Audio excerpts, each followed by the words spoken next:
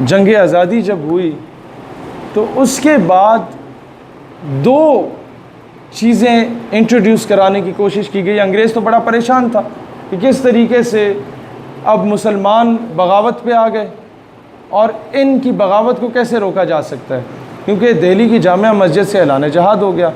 شاید آپ کو علامہ کفایت علی کافی کے بارے میں بھی میں نے بتایا ہو کہ انہوں نے اعلان جہاد کر دیا، فتویٰ دے دیا اس کا، اور ان کو اس وقت کہا گیا گرفتار کر کے کہ علامہ صاحب آپ یہ فتویٰ واپس لے لیجئے، ہم آپ کو رہا کر دیں گے، آپ بزرگ ہیں۔ انہوں نے نہیں مانا، ان کی قمیض اتاری گئی اور جسم پہ استریاں پھیری گئیں۔ اور اس دور میں استریاں یہ نہیں ہوتی تھیں ڈولنس وغیرہ کی، بڑی بھاری قسم کی، اپنی دادی نانی سے پوچھیے گا جس میں کوئلے ڈالا کرتے تھے، وہ پھیری جاتی تھی، اور پورا وہ چمڑی جب ادھڑ گئی تو پھر مرچیں ڈالی گئیں ان کے جسم پہ، اور پھر استریاں پھیری گئیں اور کہا گیا کہ آپ اب یہ فتویٰ واپس لے لیجئے۔ تو انہوں نے نہیں لیا۔ ان کے جو دوست علماء کرام تھے اس وقت، ان کو ان کے سامنے توپوں سے باندھا گیا اور چیتھڑے اڑا دیے گئے ان کے، پھر کہا گیا آپ یہ فتویٰ واپس لے لیجئے۔ انہوں نے نہیں لیا۔ اگلے دن جب پھانسی کا آرڈرز آ گئے اور پھانسی کے لیے لے کے جایا جا رہا تھا، تب انہوں نے وہ نعت شریف لکھی جس کے کلمات تھے کہ کوئی گل باقی رہے گا نہ چمن رہ جائے گا، بس رسول اللہ کا دین حسن رہ جائے گا۔ یہ آج آپ کی ہر محفل کا مرکز و محور بنی ہوئی ہے نعت۔ اس کا پس منظر یہ تھا۔ ناؤ کمنگ فارورڈ، انگریز نے کہا کہ یار یہ مسلمان تو پھر دوبارہ اٹھ سکتا ہے ہمارے خلاف۔ بر صغیر کا مسلمان تو بڑا جذباتی مسلمان ہے، بر صغیر کا مسلمان تو بڑا غیرت مند قسم کا مسلمان ہے۔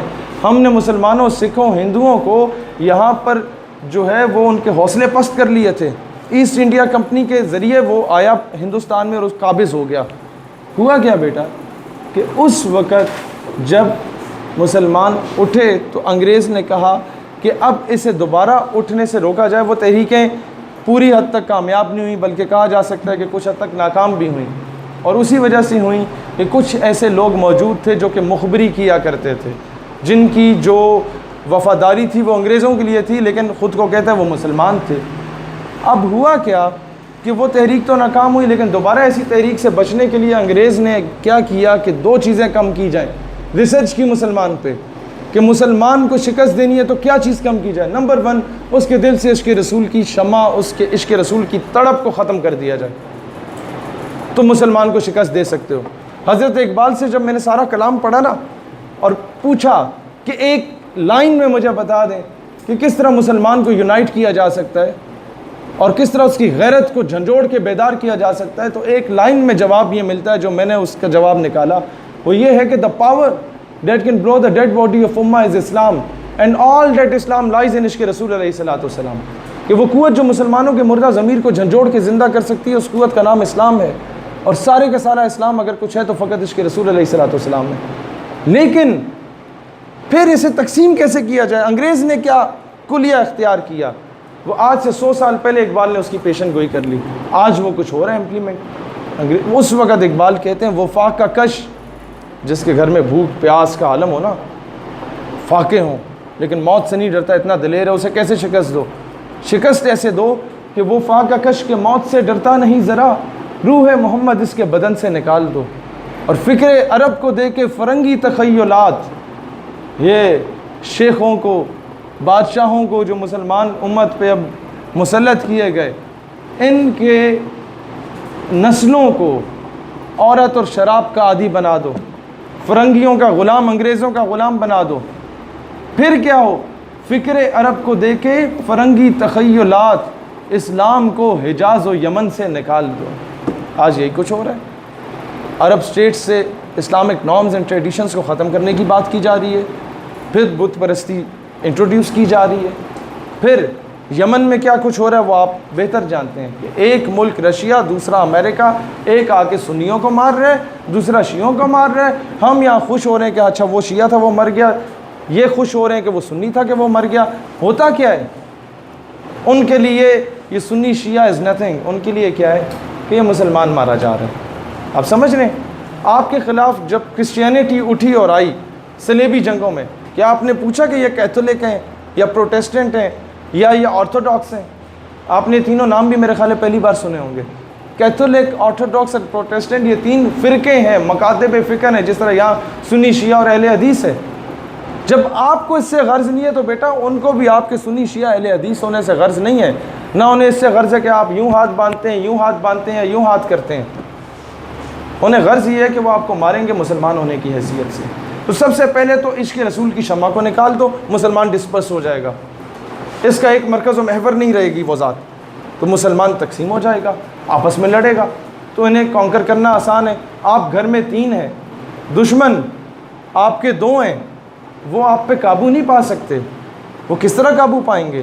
وہ آپ میں سے کسی کو سندھی بنا دے گا، کسی کو بلوچی بنا دے گا، کسی کو پٹھان بنا دے گا. باری باری پہلے سندھی کو مارے گا، پھر بلوچی، پھر پنجابی، یوں کانکر کر سکتا ہے. لیکن جس دن یہ سارے سندھی، بلوچی، پنجابی، پٹھان، کشمیری ایک پلیٹ فارم پہ ہو گئے تو دشمن نہیں کانکر کر سکتا. سمجھ رہے ہیں آپ؟ یہی معاملہ فرقہ واریت کا. اب جہاد کی طرف آتے ہیں. ایک چیز انٹروڈیوس کرا دی گئی کہ سب سے بڑا جہاد وہ ہے کہ آپ اپنے نفس کے ساتھ جہاد کریں، خواہشات نفس کے ساتھ. درست بات، مان لیا. لیکن اس کو کس طریقے سے مینپولیٹ کیا گیا کہ آج دور میں بتایا جاتا ہے، آج کے دور میں، کہ آپ گھر بیٹھ کے نماز روزہ کریں، آپ بہت بڑے جہادی ہیں. جو بارڈر پہ لوگ لڑ رہے ہیں وہ چھوٹے جہادی ہیں. آج تبھی، اور یہ کس طرح انٹروڈیوس کیا گیا؟ 1857 کی جنگ آزادی کے بعد انگریزوں نے کہا کہ کوئی ایسا شخص جس کو تھوڑا بہت دین کا نالج دیا جائے اور وہ کریکٹر لیس ہو، عورت شراب پہ پھسلنے والا ہو، اسے انٹروڈیوس کرا دیا جائے. اس وقت ان کے لیے بہترین شخص جو انہیں ملا وہ تھا مرزا غلام احمد، جس کا تعلق قادیان سے تھا. اس کو کہا گیا کہ تم مسیح موعود ہونے کا دعویٰ کر لو کہ میں حضرت عیسیٰ ہوں جو کہ دوبارہ جنہوں نے آنا تھا، یا تم کہہ دو. کچھ جگہوں پہ جا کے اس نے دعویٰ کر دیا میں تو امام مہدی ہوں جنہوں نے آنا تھا. لوگوں نے انکار کر دیا، کچھ نے کہ نہیں یار تم نہیں ہو سکتے. اس نے کہا میں مسیح موعود ہوں، یہ مان لو. پھر آگے کہتا ہے میں نبی ہوں. آہستہ آہستہ لوگ جب تسلیم کرنے لگے، لوگ بیچاروں کو اتنا علم تو ہوتا نہیں تھا، ناقص علم تھا، وہ ان پہ حاوی ہونے لگ گیا، الٹے سیدھے دلائل دینے لگ گیا. پھر پیسے کا زور تھا کہ باقی علماء کے پاس سوشل میڈیا، یہ الیکٹرانک میڈیا تو ہوتا نہیں تھا کہ وہ اپنا پیغام پہنچائیں. سورس کیا ہوتا تھا پیغام پہنچانے کا؟ کہ لٹریچر بھیجا جاتا تھا.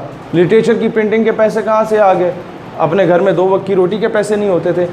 تب کیا کیا گیا کہ مرزا غلام احمد قادیانی کا لٹریچر چھاپا گیا اور مفت میں تقسیم کیا گیا ہر جگہ پہ. مرزا قادیانی سیٹ کہ میں نے 84 سے 90 کے درمیان اس نے کوئی کتابیں لکھی جو کہ اس کے نام سے شائع ہیں، لیکن کہتے ہیں کہ میں نے صرف جہاد پہ اتنی کتابیں لکھی ہیں کہ 5 الماریاں بھری جا سکتی ہیں. اور وہ کتابیں کس طرح شائع ہوئیں؟ وہ مساجد میں گئیں قادری نقشبندی کے نام سے، نام چینج کر کے، اور وہ کتابیں گئیں امام بارگاہوں میں، وہاں کے لوکل امام بارگاہوں میں نقوی اور جعفری کے نام سے. اب ایک لوکل آدمی جو وہاں پر جاتا ہے مسجد اور امام بارگاہ میں، اس بیچارے کو تو نہیں پتہ کہ یہ کون ہستیاں گزری ہیں جن کے نام پہ یہ ہیں. نام چینج کر کے مواد اس کا تھا، اور اس میں لکھا گیا تھا کہ دور حاضر میں جہاد جائز نہیں ہے. اس طریقے سے وہ جہاد کی تڑپ کو نکالا گیا. آپ کوئی لوکل مولوی آ کے بولے یار جہاد فرض ہے انگریزوں کے خلاف، انہوں نے ظلم کیا ہم پہ، تو وہ کہیں یار چھوڑو کتابوں میں یہ لکھا ہوا ہے. سمجھ رہے ہیں آپ اس چیز کو؟ اس طریقے سے یہ مینوپولیٹ کر کے آج قادیانیوں نے قرآن مجید کا بھی اپنا ترجمہ کیا ہوا ہے. گوگل پلے اسٹور پہ سب سے اوپر ان کا ترجمہ ہے، اسپانسر کیا ہوا ہے، اس پہ خرچہ کیا ہوا ہے، اس میں اپنی مرضی کے ترجمے انہوں نے رکھے ہوئے ہیں. اس طریقے سے خرافات کو انٹروڈیوس کیا گیا. آج جب آپ یا ہم یہ بات کرتے ہیں نا کہ ڈاکٹر عافیہ صدیقی قوم کی بیٹی ہے، وہ کسی ایک گھر کی نہیں ہے، وہ پوری قوم کی بیٹی ہے. وہ اگر امریکہ کے پاس ہے 16 سال سے اس کے ساتھ زیادتی ہو رہی ہے، اس پہ ظلم ہو رہا ہے، تو اس کو واپس لاؤ. تو لوگ آ کے کیا کہیں گے؟ وہ کہیں گے وہ یار پہلے 5 وقت کا نمازی بن جا، پہلے تہجد گزار بن جا، پھر داڑھی رکھ لے، پھر جا کے عافیہ صدیقی کی بات کرنی. پہلے خود کو تو ٹھیک کر، خواہشات نفس کے خلاف تو جہاد کر. سمجھ آ رہی ہے اس چیز کو؟ بندہ پوچھے کہ کوئی تمہاری بہن کو اٹھا کے لے جائے تو پہلے تم تہجد پڑھنا شروع کر دو گے پورے 6 مہینے، پھر انتظار کر کے داڑھی رکھو گے، پھر بہن کو لاؤ گے. یہ اس طریقے سے مسلمانوں کو ان کی توجہ کو ہٹایا جا رہا ہے اور پھر مسلمانوں کو بزدل بنایا جا رہا ہے ان کے تعلیمی نصاب کو مینیپولیٹ کر کے. آپ کو IMF ورلڈ بینک تعلیم کے نام پہ اگر فنڈ دیتا ہے یا USA دیتی ہے یا ویسے فنڈ دیتا ہے، وہ آپ کی پھوپھی کا بچہ ہے. میں آپ کو فار ایگزامپل میں آپ کو دیتا ہوں قرضہ کہ اپنے بچوں کو پڑھاؤ، کیا آپ اپنے بچوں کو میرے خلاف پڑھائیں گے؟ تو پھر میں آپ کو قرضہ دوں گا؟ میں تو کہوں گا ایسی چیزیں پڑھاؤ کہ جو مرضی پڑھاؤ، بس میرے خلاف کچھ نہ ہو، یعنی کہ سچ نہ بتاؤ کہ میں کتنا جابر و ظالم آدمی ہوں۔ سمجھ رہے ہیں آپ اس چیز کو؟ آج جب آپ کو یہ لون ملتا ہے نا، تو پھر تعلیمی نصاب سے غازی علم الدین کا ٹاپک ختم کر دیا جاتا ہے۔ پھر تعلیمی نصاب میں سنڈریلا پڑھائی جاتی ہے کہ وہ بچوں کو یہ پڑھایا جاتا ہے قوم کی بیٹی کو کہ سنڈریلا ماں باپ سے چھپ کے جو ہے وہ بھاگ گئی شہزادے کے ساتھ، اب بتا دو قوم کی بیٹی نے کیا بننا ہے، کیا بنانا چاہ رہے ہو اسے؟ قندیل بلوچ کو آئیڈیلائز کرنے کے لیے پورا ایک باغی کے نام سے ڈرامہ تو آپ لوگوں نے بنا لیا، قوم کی بیٹی کو کیا بنانا چاہتے ہیں؟ ظاہر ہے لوگ، آپ بہتر جانتے ہیں پچھلے دور میں یہی ہوتا تھا کہ ایک نیوز کاسٹر آیا کرتی تھی ٹی وی پہ، اور وہ جس طرح کا میک اپ کرتی تھی پوری قوم وہی میک اپ کرنا شروع ہو جاتی تھی۔ وہ دوپٹہ لینے لگی، پوری قوم دوپٹہ لینے لگی، کیونکہ پورے قوم ایک ہی عورت کو پی ٹی وی پہ دیکھا کرتی تھی۔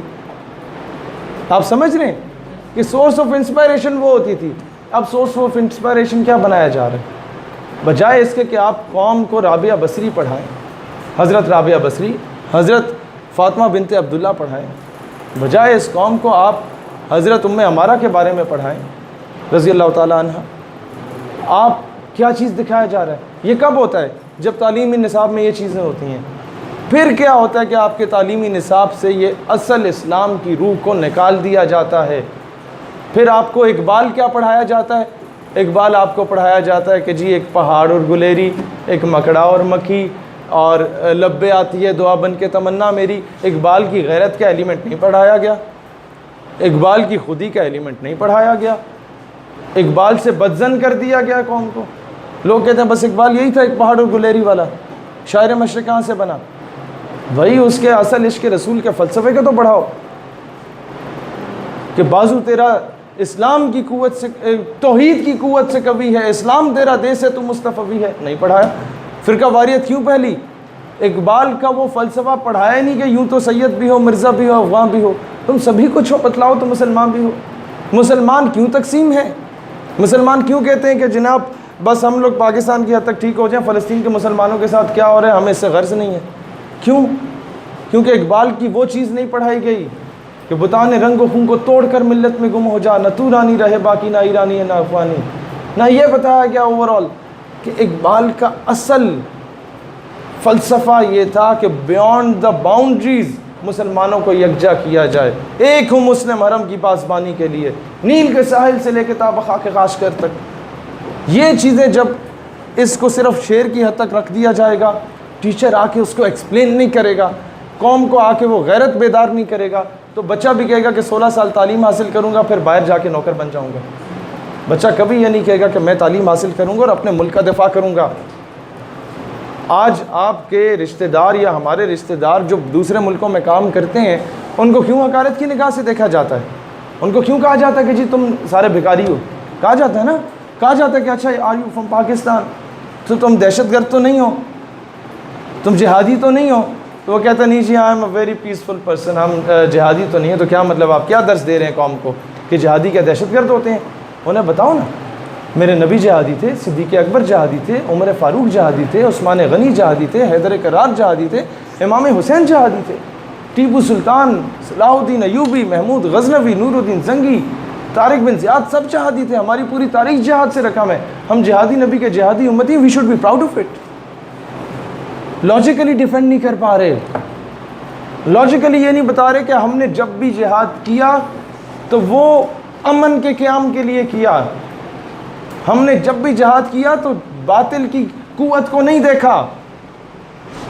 یوسف بن تاشفین جب نکل رہے تھے نا تو انہوں نے خط لکھا اس جابر حکمران کو جو مسلمانوں پہ ظلم کرتا تھا، وہ کہتے ہیں کہ مجھے نہیں پتا، یہ اللہ کا کام ہے، اس کی مرضی ہے کہ میری مدد و نصرت کے لیے فرشتے بھیجے نہ بھیجے، لیکن مجھ پہ لازم ہے کہ اپنے مسلمان بھائی کے حقوق کے لیے مجھے اب اپنے گھوڑوں کو میدان میں لانا پڑے گا۔ طارق بن زیاد جب نکلے ہسپانیہ اسپین کے لیے جہاد کے لیے، تو طارق بن زیاد نے جب لشکر دیکھا، دشمن کا لشکر تو 8 سے 10 گنا زیادہ تھا مسلمانوں سے، انہوں نے پوچھ لیا، اور پھر انہیں خواب میں رسول اللہ صلی اللہ علیہ وسلم کی بشارت بھی ہوئی۔ فتح کی نوید سنائی گئی اور پھر پوچھا گیا کہ جناب اب بتاؤ تم لوگ، ہم کشتیوں سے آئے تھے، واپسی کا رستہ بھی کشتیوں کا ہے، واپس جانا ہے یا آگے کی طرف موو کرنا ہے؟ تو جواب یہی ملا کہ کشتیاں جلا دی جائیں، کہ یا ہم غازی بنیں گے یا شہید ہوں گے، یا فتح یا شہادت۔ عمر مختار اس نے جہاد کیا اس کے خلاف، اٹلی کے جو قابض فوجیں تھیں، عمر مختار کو شہید کر دیا گیا، پھانسی دی گئی سر عام سب کے سامنے، لیکن اس کی پھانسی کے 10 سال کے بعد اس کا ملک لیبیا آزاد ہو گیا۔ آج بھی لیبیا کے نوٹ پہ عمر مختار کی تصویر ہے جو کہتا ہے we don't surrender we win, either we win اور وی ڈائی۔ یہ ہے اسلام کا کانسیپٹ۔ آج ہم ان کے آگے جا کے چرنوں میں بیٹھ کے بتا رہے ہیں کہ جناب ہم تو بڑے پرامن ہیں جس طرح کہ آپ پرامن ہیں، ان کو کنونس کرنے کی کوشش کر رہے ہیں جنہوں نے خود، جو آج کون ہیومن رائٹ چیمپئن ہے اور کیوں ہے بچہ؟ اب میں آپ کو اس بات کا بتاتا ہوں، کیونکہ ہم نے اپنے اسلام کے اس ایلیمنٹ کو صحیح طریقے سے ڈیفینڈ نہیں کیا کہ ہم نے جب بھی جہاد کیا ظلم کے خلاف کیا۔ ہم نے افغانستان میں جہاد کیا تو ڈائریکٹ چڑھائی نہیں کی، وہ آئے رشین آرمی، ہم نے اس کے خلاف کیا۔ پھر افغانی اگر کھڑے ہوئے تو امریکی فوج آئی تو اس کے خلاف کھڑے ہوئے۔ بھائی کوئی میرے گھر میں گھسے گا، تباہی مچائے گا، عورت کی عزت کو پامال کرے گا تو میرا حق نہیں ہے کہ میں وہ اس کے ہتھیار کے مقابلے میں کوئی تھوڑا سا پٹاخہ میں بھی اٹھا لوں، کہ ہے اختیار؟ Definitely I have the right of my self defence. تو یہ چیزیں، پھر یہ چیز آپ نہیں بتائیں گے تو پھر ہیومن رائٹس کے چیمپئن کون بنیں گے؟ ہیومن رائٹس کے چیمپئن وہ لوگ بنیں گے جنہوں نے عراق میں 12,000 بم گرائے، وہ آگے افغانستان میں مدر آف آل بمز گرایا، باجوڑ کے 150 بچوں کو وہ ڈرون اٹیک میں شہید کر دیا، وہ ہیومن رائٹس کے چیمپئن بنے ہوئے آج۔ پھر ہیومن رائٹس کے چیمپئن کون بنے گا؟ جس نے اسرائیل کو فلسطین پر قابض کروا کے جناب آپ کے فلسطینی کے حقوق لے لیے، بیت المقدس اور مسجد الاقصی پہ قبضہ کر لیا، وہ آج ہیومن رائٹس کے چیمپئن بنے ہوئے۔ آج کالے گورے کا فرق مٹانے کے لیے نیلسن منڈیلا کا بتایا جا رہا ہے، no doubt Nelson Mandela was a wonderful person, لیکن یہ بھی بتایا جائے کہ آج سے 1450 سال پہلے جب مکہ فتح کیا گیا تھا تو تمام حسین و جمیل اور امیر کبیر صحابہ کرام کی موجودگی میں حضور اکرم نے سیدنا بلال حبشی کو کہا کہ بلال اٹھو اور جا کے کعبے کی چھت پہ اذان دو۔ کیا وہاں سے امیر اور غریب اور کالے گورے کا فرق ختم نہیں ہوا تھا؟ یہ کیوں کریڈٹ مغرب لے رہا ہے؟ کیونکہ ہم نے آج تک اپنی تاریخ خود نہیں پڑھی، ہم نے آج تک اپنی تاریخ کے بارے میں خود نہیں بتایا، تو ظاہر ہے پھر آپ کے لیے رول ماڈل بھی شیکسپیئر ہوں گے۔ آج بتا دیا گیا کہ جناب جو اسلام کا درس دے اسے دہشت گرد کہہ دو، مولوی دیتا ہے مولوی کو رگڑا لگا دو۔ بھائی جان یہ بھی تو بتاؤ نا کہ جب آپ کے اماں ابا کا نکاح ہوا تھا تو مولوی نے کرایا تھا، جسٹن بیبر نے نہیں کرایا تھا۔ اماں ابا فوت ہوں گے یا دادا دادی فوت ہوئے تو جنازہ بھی اسی بیچارے مولوی نے پڑھایا ہے، مائیکل جیکسن نے آ کے نہیں پڑھایا۔ یہ چیزیں بھی سمجھنے کی ضرورت ہے کہ ہم لوگوں کو اپنے ہی لوگوں کے درمیان میں تفرقہ ڈال کے ایک دوسرے کے اگینسٹ کر دیا۔ آج اس کا سلوشن کیا ہے؟ سلوشن یہ ہے کہ ایک مسجد یا مدرسے سے بندہ نکل کے تکبیر رسالت اور حیدری کی صدا بلند کرتا ہے نا، اور مغرب کو شٹ اپ کال دیتا ہے، شاید اسے اتنی تکلیف نہ ہو، وہ کہیں یار مولوی ہے نا تو کم ہی ہے یہ، لیکن بچہ خوشی ہمیں تب ہوگی اور مغرب کو اصل تکلیف تب ہوگی جب کالج اور یونیورسٹی کے بچے جنہیں یا برگر بچے اور ممی ڈیڈی بچہ کہا جاتا ہے نا، جب یہ پینٹ کوٹ اور ٹائی پہن کے نکلیں گے اور بات پھر وہی کریں گے جو طیب اردگان کر رہے ہیں، بات پھر وہی کریں گے جو کہ قائد اعظم اور علامہ اقبال کرتے تھے امت کی، تو مغرب کو اصل تکلیف تب ہوگی کہ ہم نے تو انہیں پٹری سے اتارنے کے لیے اربوں ڈالر کی انویسٹمنٹ کی، یہ پھر آگے اسلام کی طرف۔ طیب اردگان نے کیا ماڈل اپنایا؟ ترکی میں آپ کو پتہ ہے کسی دور میں عبائے پہ دوپٹے پہ پابندی لگ گئی تھی، جب خلافت کو 100 سال کے لیے ختم کیا گیا تو پابندی لگا دی گئی، اذان ترکش لینگویج میں ہوتی تھی، کتنے بچوں کو پتہ ہے؟ ایک بچے کو، عربی میں نہیں تھی، ختم کروا دی گئی، اور یہاں تک کر دیا گیا کہ تحقیر کا تذلیل کا نشان بنانے کے لیے مسجد کے ساتھ شراب خانے کھول دیے گئے۔ تو یہ بردگان ہے، اس نے یہ نہیں کہا کہ فوراً سارے عورتوں کے لازم کر دو کہ وہ دوپٹہ کر لیں، کیونکہ اس ایرا میں پھر بغاوت جاگ سکتی تھی۔ اس نے سب سے آسان طریقہ کیا، کہتا ہے اس نے اپنی بیگم کو عبایا پہنایا، ہر پبلک گیدرنگ میں جہاں خطاب کرتا تھا بیگم کو ساتھ لے کے جاتا تھا. قوم کی بیٹی جو بغیر دوپٹے کی وہاں ہوتی تھی نا, وہ جب دیکھتی تھی کہ سب سے امیر کبیر عورت, محل میں رہنے والی عورت, بادشاہ کی بیگم جو دوپٹہ کر رہی ہے اور اتنی خوبصورت لگ رہی ہے, سوبر لگ رہی ہے, اچھی پرسنالٹی لگ رہی ہے اور ڈیسنٹ لگ رہی ہے, تو مجھے بھی لے لینا چاہیے. یوں نظام میں بہتری آتی ہے, یوں سسٹمیٹک طریقے سے آپ لوگ سسٹم کو چینج کر سکتے ہیں. 2 طریقے ہیں سسٹم کو چینج کرنے کے.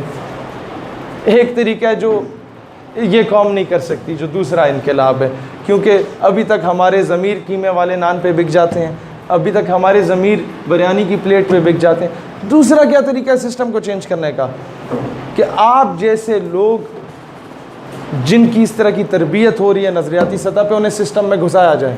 If you want to change the system, get into it, reach to the top, and then you could be able to change the entire system. اس لیے میں کہتا ہوں کہ ہمارے ان اسٹوڈنٹس کو انجینئر ڈاکٹر لازمی بناؤ, لیکن انہیں CSS کے امتحانات بھی دلاؤ, کہ اگر آپ میں سے ایک بھی نظریاتی شخص اسسٹنٹ کمشنر یا ڈپٹی کمشنر ہوگا تو پورے ضلع سے چور بازاری ختم ہو سکتی ہے, کیونکہ اس کا پرائم فوکس پیسے کمانا نہیں ہوگا, اس کا پرائم فوکس ہوگا کہ میں اپنے ملک کو مستحکم کروں گا. اب آپ سمجھیں اس چیز کو, سسٹم کو بہتر کرنے کے لیے سسٹم میں جانا ہوگا. اور آج جس طریقے سے ہمارے, واپس اس ٹاپک کی طرف آتا ہوں, کہ جہاد کو دہشت گردی سے ریلیٹ کیا جا رہا ہے, وہ کیوں کیا جا رہا ہے؟ کیونکہ آپ لوگ ایکسیپٹ کرنا شروع ہو گیا معذرت کے ساتھ. آپ لوگوں کا رویہ معذرت خواہانہ رویہ ہے. جب تک آپ لوگ دبنگ طریقے سے اپنے مذہب کا, اپنے وطن کا دفاع نہیں کر پاؤ گے, تب تک یہی ہوگا, پستے رہو گے. Might is right. اس کا مطلب یہ نہیں ہے کہ کوئی آپ کے وطن کے بارے میں اگر کوئی الٹا سوال کرتے تو جا کے اس کی شکل بناؤ. اس کا حل کیا ہے؟ حل یہ کہ اپنے آپ کو نالج بیس اتنا اسٹرانگ کرو, اتنا انہینس کرو نالج, کہ ایٹ لیسٹ کوئی اس طرح کی بات کرے تو آپ لاجیکلی اسے شٹ اپ کال دے سکو. گاٹ مائی پوائنٹ بیٹا؟ اب اس ٹاپک کی سمجھ آئی آپ لوگوں کو؟